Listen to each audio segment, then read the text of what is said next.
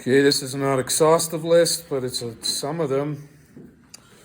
Men can marry men. That's a lie. Homosexuality is normal. That's a lie. Men can become women and women can become men. It's a lie. Man-made global warming or cooling is going to lead to an ecological disaster. It's a lie. Darwinian evolution is a lie. America is systematically racist country. That's a lie. All those that are of European descent, might describe them as white in this country, are inherently racist. It's a lie. A baby in the womb is not a human being. It's a lie. Abortion is not murder of a human being. It's a lie. You can't love others until you learn to love yourself. That's a lie. Everybody has their own truth. It's a lie. All religions lead to God. It's a lie. Islam is a religion of peace. That's a lie. They said President Joe Biden is sharp as a tack. Well, let's move on from that one. They said that the COVID vaccine is safe and effective. That's not a lie. That's two lies. And lastly, they say we're the government and we're here to help you. And that's a lie. Do you know the whole world system that we live in is based on lies? That's just a short list of them. They've constructed this whole world system on lies, and Christ Jesus comes along and says that our lives should be based on truth and on speaking the truth. And this is what he's talking about in Matthew 5:33 and following. He says, again, you've heard it was said to those of old, you shall not swear falsely, but shall perform your oaths to the Lord. But I say to you, do not swear at all, neither by heaven, for it is God's throne, nor by the earth, for it is his footstool, nor by Jerusalem, for it is the city of the great King. Nor shall you swear by your head, because you can't make one hair white or black. But let your yes be yes, and your no, no. For whatever is more than these is from the evil one. The Jewish religion at the time of Christ had decayed into a system of lies and deceptions. They lied to each other, deceived one another in all areas of life. And they tried to pad their lies up with religious oaths. I swear on the temple, I swear on the gold in the temple, I swear on the Ark of the Covenant, whatever they wanted to justify their lie with. They would even bring God into it. Evil, immoral, and wicked. And we live in a society like this today. When people lie, I swear on my mother's life, or I'll swear on my kid's life, all that kind of nonsense. But the result in Israel, we can't underestimate. We really can't underestimate the results of this kind of thing. See, nobody could trust anybody. They couldn't put their faith in someone because they didn't know if they were speaking the truth. And that's a lot more serious than we think. See, when wives can't trust husbands and husbands can't trust their wives, then marriages fail. When children can't trust their parents to be telling the truth, or parents to be trusting their children to tell the truth, then families fail. And families make up neighborhoods, and neighborhoods make up your towns. And so, when everyone's lying to one another, and you can't trust your neighbors, the community fails. And when the building blocks of community fail and fragment, then cities fragment and states start to fall to pieces. And eventually the nation collapses because it's based on lies. We cannot underestimate the power of telling the truth. That's what Jesus is talking about here. Let your yes be yes and your no, no. Always speak the truth in a world filled with lies. Now, we've reduced this text in Christendom. We've reduced this. If my wife asks me if I like her dress or her hair or the meal that she's cooked, do I tell her if I don't? Do I say, no, I don't like that food, or I don't like that dress, or I don't like your hair? And we've debated that kind of nonsense over and over again. First thing I would ask is, why is my wife asking me those questions in the first place? Why is she concerned about if I like the food or not? In a world that is sinking as we speak, in lies and deceptions and wickedness, why are we obsessing about moral minutiae? We're facing a pandemic of lies.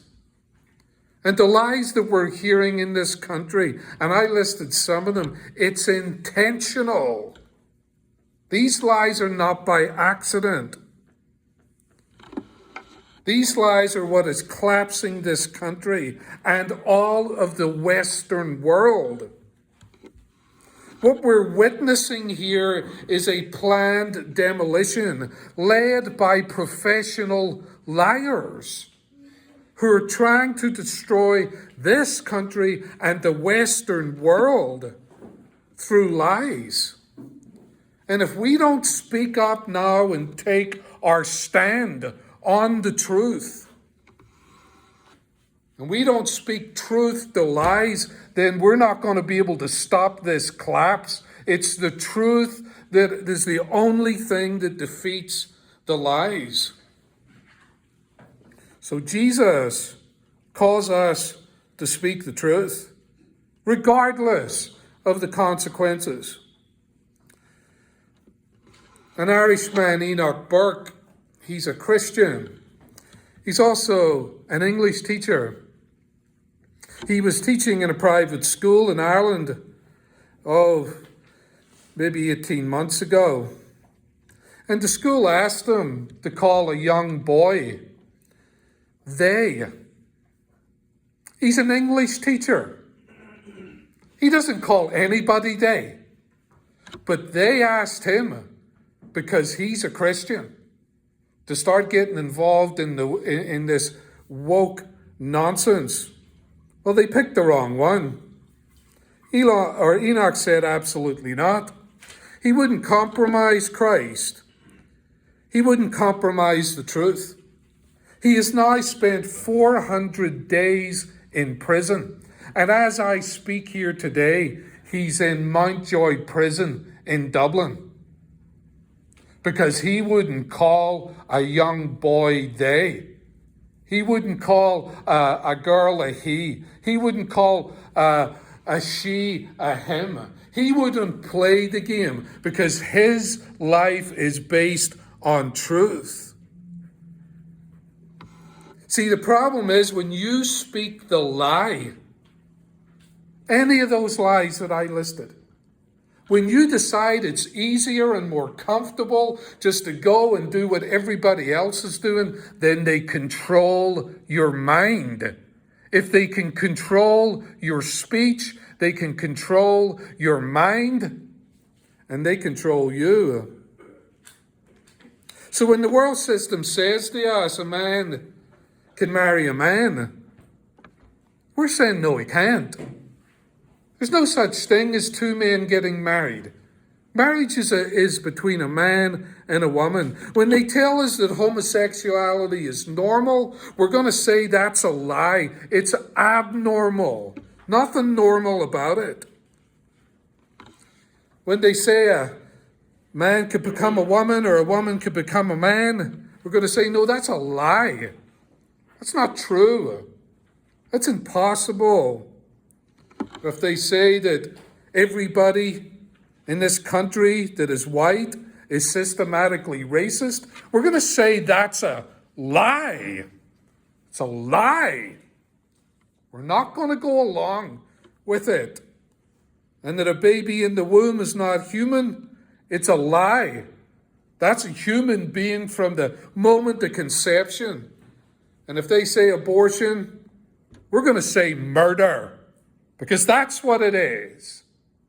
They say it's not murdering a human being, it's a lie. And if they say all religions lead to God, I'm going to say that's a lie too. There's only one way to God. Jesus said, I am the way, the truth, and the life. And when the government comes along and says, we're here to help you, I say thank you for the offer, but I think that also is a lie. We're going to tell the truth regardless of what the cost. It might cost us our jobs, it might cost us our clients, it might cost us college degrees, it might cost us promotion, it might cost our property, it might cost us money, it might cost us friends or family or freedom itself. We are not going to speak the lies. We're going to speak the truth. Because if we give way to this list of lies, then this world around us is going to collapse. If we compromise the facts, this nation's going under. If we get rattled and we don't speak the truth when it costs us, then this state, your community, your family, your marriage, you yourself, if you quit speaking the truth, you're going to go under.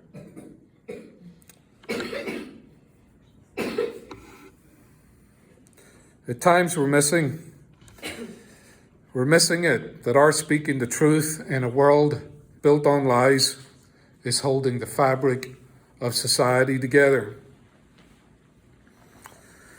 The communists persecuted Alexander Solzhenitsyn. They imprisoned him in the Gulag.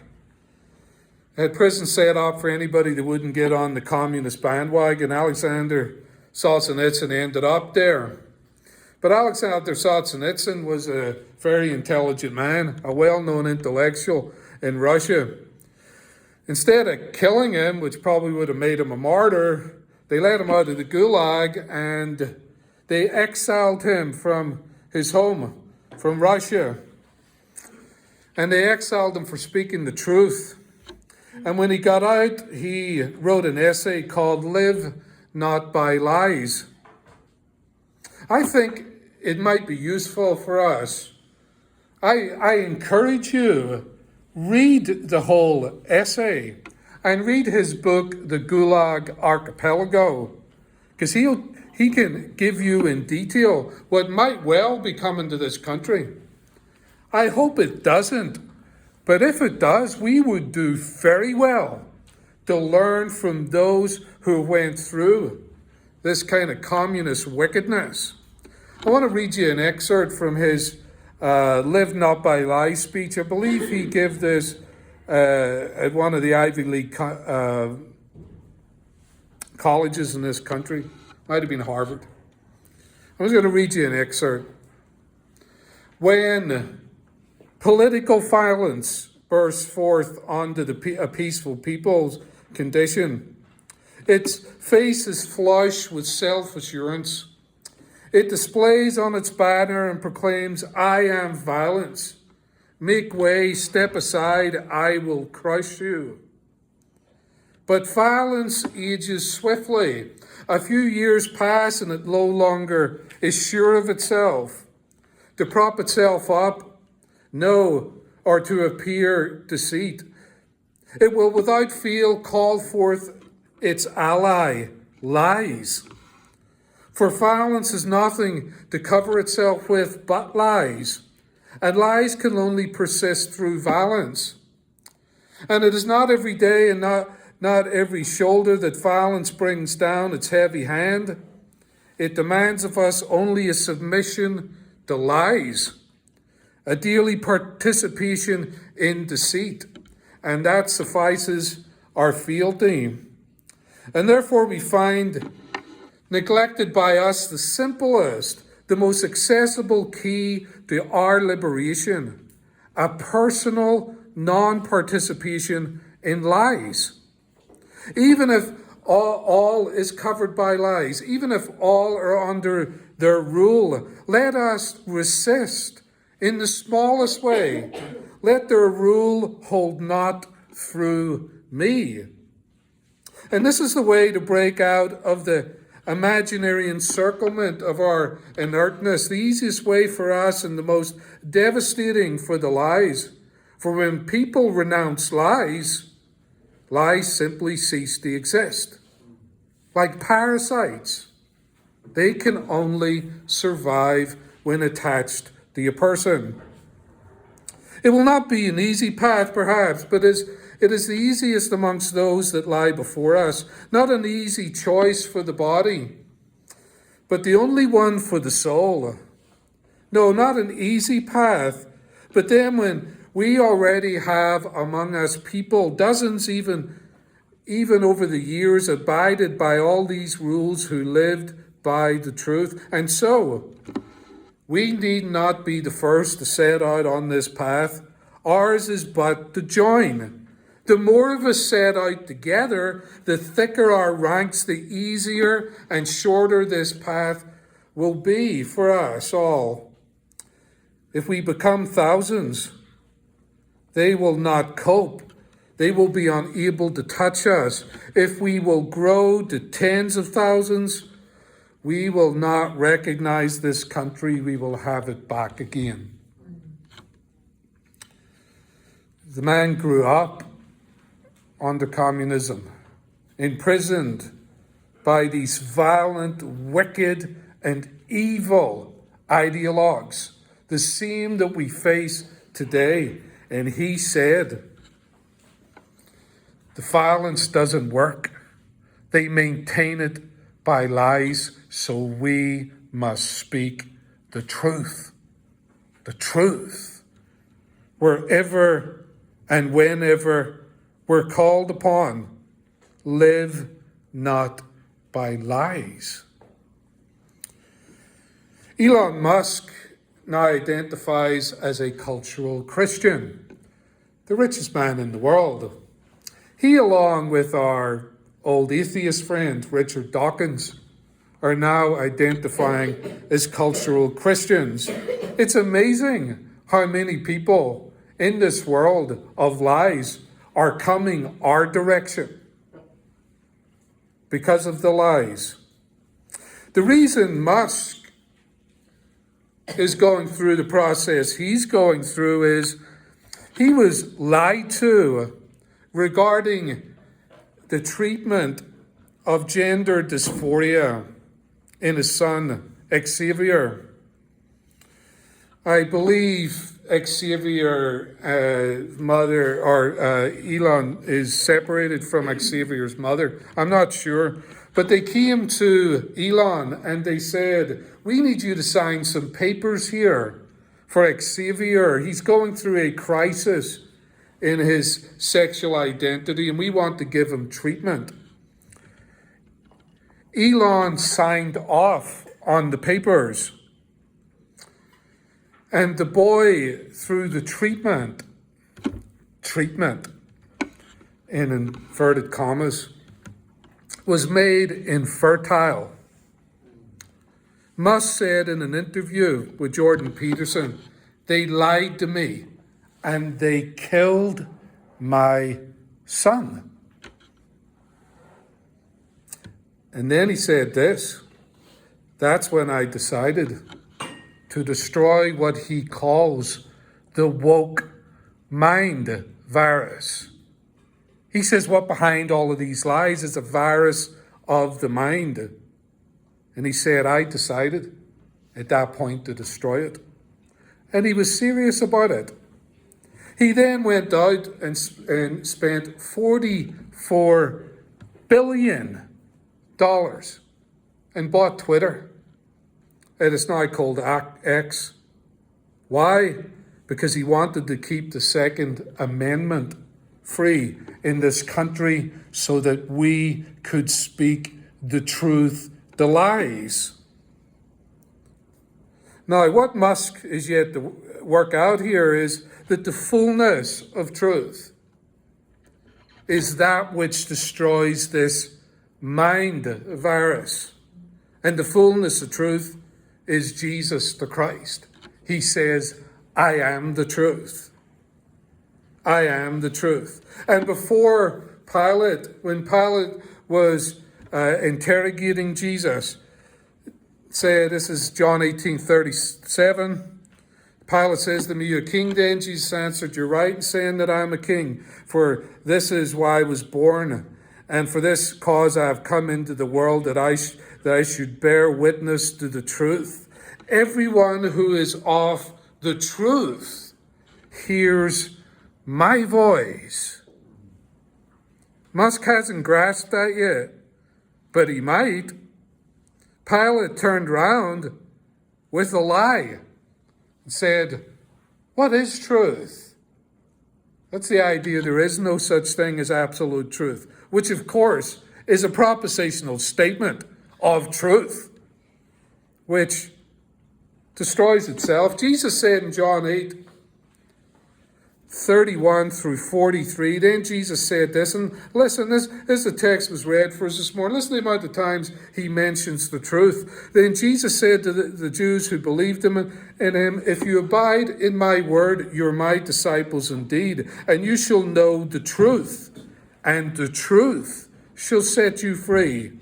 Why do you not understand my speech? Because you're not able to listen to my word. You're of your father, the devil, and the desires of your father you want to do. He was a murderer from the beginning and does not stand in the truth, because there's no truth in him. When he speaks a lie, he speaks of his own resources, for he is a liar and the father of it. But because I tell you the truth, you do not believe me. Which of you can fix me a sin? If I tell you the truth, why do you not believe me? He is of God, hears my words. Listen, the cure for the woke mind virus is the gospel of Jesus Christ, the sword of the word, the truth. The truth. Now, not speaking the lies that we listed today is important, but that's not, that in the long run is important. But the cure for the disease that is plaguing the West is not the Constitution, it's not the free market, it's not lowering taxes, it's the gospel of Jesus Christ. This wicked, secular, and religious world system is glued together with lies, and the gospel tears it apart. There's so much lies, it's because the father of lies is perpetuating this. And the only one who can defeat him is Christ, who is the truth. It's the only means to dismantle this wicked construct of lies. Armalites and ballot boxes are not going to get it done. Speaking the truth in love, regardless of the price, is what we have to do. How important are you? How important am I? How important are we? We're not getting it. Listen, we're not getting it. how important we are at this time in history. We're here for a reason. We don't know what's coming at the end of this year, but we're here for a reason. And that reason is to speak the truth, the lies. We don't have time for focusing on our little troubles in life. You think we've got troubles now? You don't know what's coming. It's time to shake it off. It's time to move on. We have work to do as Christians. We have a war to fight here, and it's a spiritual war. We signed up to get in an army when we went into the waters of baptism. We were clothed with Christ, our uniform. Now it's time for us to man up.